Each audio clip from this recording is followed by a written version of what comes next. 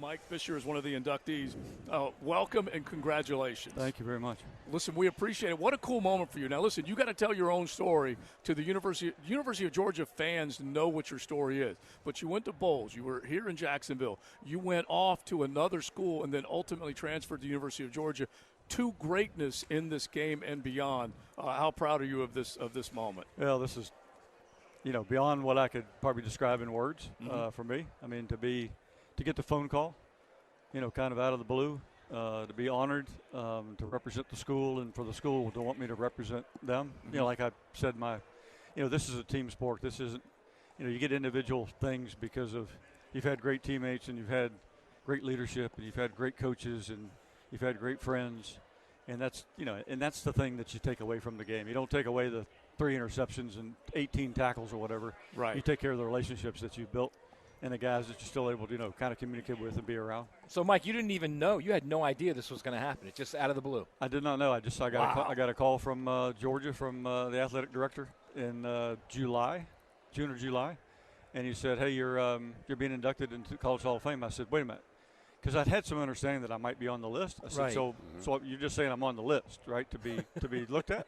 And he goes, No, you're in. Congratulations. And I was like, "Woo." Wow. How about that? Really cool. Really cool. Now, Mike, I was speaking on this earlier. Leaving a legacy. How do you want to be remembered? I was talking about the players now. How do you want to be remembered? I was remembered because I played in Miami at Florida State. You're being remembered because of how you played at Georgia. Tell me some of your fondest memories of this rivalry between Florida and Georgia. Well, it's like I said, earlier. I mean, it's again. I grew up going to this game. Mm-hmm. I grew up a Florida Gator fan.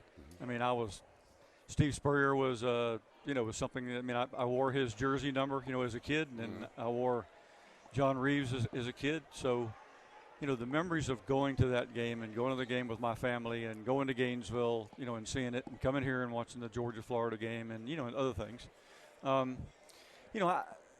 What's important to me, and, you start wanting to be remembered or, somebody kind of take a look at you or, what would young kids do?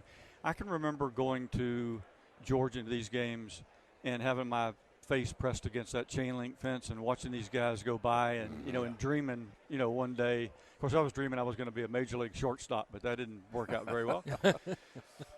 Well, and then coming out when I started playing, and putting that red helmet on and snapping it on and looking through the fence and seeing those same kids, and I could just put myself right in their place and go, I want to be a good example. I want it to be extremely, extremely hard working because I had to. I mean, I wasn't these All-Americans and these kind of guys with that kind of ability. But, I've had to, as Coach Russell used to say, he said, I'll take the want to over the can do's. So he said, I'll take a player all day long that wants it. And I think I had a little bit of that and showed a little bit of that along the way.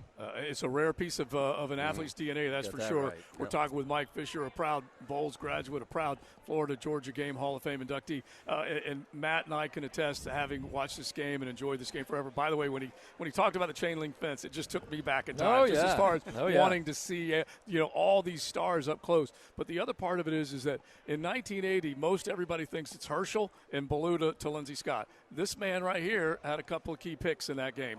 Take us back to 1980 real quick. Well, so they caught us totally off guard. Mm-hmm. They came out with what we call twins, twin receivers, 2 receivers, but they came out with them on both sides, and we had not practiced it at all.